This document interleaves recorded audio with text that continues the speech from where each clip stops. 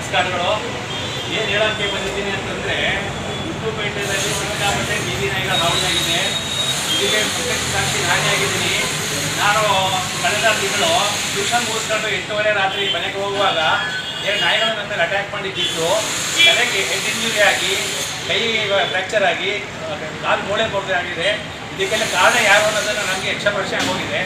ಸುಮಾರು ಸರಿ ನಾವು ಮುನ್ಸಿಪಾಲ್ಟಿಗೆ ಏನೇ ಕಂಪ್ಲೇಂಟ್ ಕೊಟ್ಟರು ಕೂಡ ಅದು ನಮ್ಮ ಕಸಬುಟ್ಟಿ ಸೇರ್ತಾ ಇದೆ.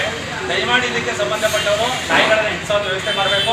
ಇಲ್ಲ ಇದ್ದರೆ ಇದಕ್ಕೆ ನಾವು ಉಗ್ರ ಹೋರಾಟ ಮಾಡೋದಕ್ಕೆ ನಾವು ತಯಾರಾಗಿದ್ದೀವಿ ಅಂತ ಹೇಳಕ್ಕೆ ನಾನು ಇಷ್ಟಪಡ್ತೀನಿ. ನಮಸ್ಕಾರ.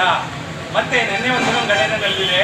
ನಮ್ಮ ಟ್ಯೂಷನ್ ಸೆಂಟ್ರಿಗೆ ಬರೋ ಹುಡುಗಿ, ಪಾಪ ಅವಳು 10th ಹುಡುಗಿ, ಚಿಕ್ಕ ಹುಡುಗಿ, ಅವಳ ಮೇಲೆ 2 ನಾಯಿಗಳು ಅಟ್ಯಾಕ್ ಮಾಡಿ ಅವಳ ಬಟ್ಟೆ ಬರೆಯಲ್ಲ ಹರಿದು ಅವ್ಯವಸ್ಥೆ ಮಾಡಿದ್ದೆ. ಇದಕ್ಕೆಲ್ಲ ಕಾರಣ ಯಾರು? ನಾವು ಕಟ್ಟೆ ಕಟ್ಕೊಂಡು ಹೇಳ್ತಾ ಇಲ್ಲ. ಇದಕ್ಕೆ ಬೇಕು ಸಾಕ್ಷಿ ಬೇಕು ಅಂತ ಹೇಳಿದ್ರೆ ನಾವು ಕೊಡ್ಸೋದು ಸಾಕ್ಷಿ ತಯಾರಾಗಿದ್ದೀವಿ.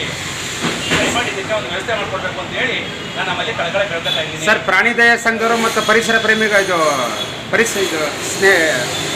ಪ್ರಾಣಿ ಪ್ರಿಯರು ಏನು ಹೇಳ್ತಿದ್ರಿ ಸರ್? ಸರ್, ಪ್ರಾಣಿ ದಯಾ ಸಂಘ ಇರಲಿ. ನಮಗೂ ಪ್ರಾಣಿಗಳ ಮೇಲೆ ಅಪಾರ ಅಭಿಮಾನ ಇದೆ. ಪ್ರಾಣಿಗಳು ಬೆಳಿಬೇಕು, ಪ್ರಾಣಿಗಳ ಸಂಖ್ಯೆ ಬೆಳಿಬೇಕು.